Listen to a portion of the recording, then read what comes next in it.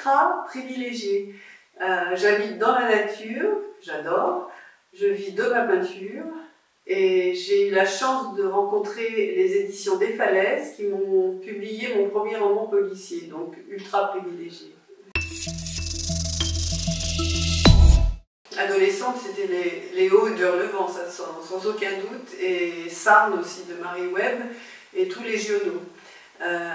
Adulte, beaucoup de choses, les Duras, l'Anti-Voyage de Muriel Serre, et des auteurs indiens comme Anita Nair, Amitav Ghosh, qu'est-ce qu'il y a d'autre? J'ai beaucoup aimé aussi Bernard Clavel, La Saison des loups, qui est un auteur qu'on ne lit plus tellement. J'aurais aimé écrire Le Grand Marin de Catherine Poulain. Une claque. Fascination. J'ai pris un livre comme ça dans un rayon vampire à la bibliothèque. J'avais envie de me distraire. Et lorsque j'en ai parlé à ma fille, quand j'ai résumé ce livre, elle m'a dit « Mais tu es en train de lire Twilight ». Bon. En ce moment, j'ai repris des polars. J'adore Hervé Lecor, James Lee Burke, de Swan Peak. Et puis, juste avant, c'était Anne Poly, Avant que j'oublie. Alors là, je n'ai pas encore trouvé, n'est-ce pas ma fille qui est là? Alors, toute ma vie, du côté de chez Swann, et dans les forêts de Sibérie de Sylvain Tesson. Proust et Sylvain Tesson, un grand écart, mais pas si grand. Pour mon polar, Simenon, sans aucun doute. Vernon Subutex de Virginie Despentes, Un rire intérieur. Difficile parce qu'en fait, ils sont tous morts, les acteurs que j'aime. Non, il y en a plein, mais non, je passe la question. J'aurais plutôt aimé être la romancière George Sand, pour la vie de femme libre qu'elle a eue, pour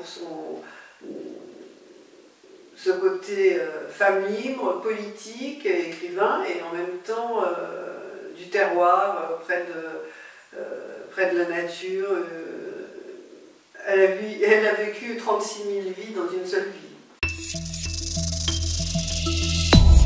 Alors, mon dernier livre, et mon premier et dernier livre, puisque le suivant n'est pas fini, Meurtre en série à Giverny, c'est un roman policier qui se passe donc à Giverny et qui présente la face sombre de ce village réputé pour sa belle lumière, où les touristes accostent et repartent et où les habitants restent à quai.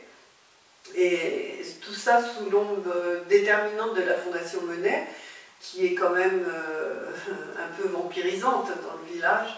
Et donc il va y avoir quelques meurtres autour de la Fondation Monet, d'ailleurs, autour du jardin. Mais en fait, ce que j'avais envie de décrire aussi, c'était cet enfermement que l'on peut ressentir dans un village qui est un petit peu spécial, puisque archi-touristique, c'est le deuxième site de Normandie après le Mont-Saint-Michel. Donc il y a des enjeux très forts. Et donc, pendant toute la saison touristique, les habitants qui travaillent beaucoup dans le tourisme restent dans ce village. Donc il y a une sorte d'enfermement et on tourne en rond. Et c'était pour moi intéressant de voir cette espèce de valse des habitants qui reviennent sur des choses et des lieux et qui finalement n'arrivent pas à se détacher de Giverny. J'ai écrit mon journal, comme tout le monde, des journaux de voyage en allant en Inde, à Madagascar, mais non, en fait, j'avais envie d'être peintre, ce que je suis devenue. Alors là, au coin de ma rue, tous les jours, tout est source d'inspiration. Les deux. Les deux.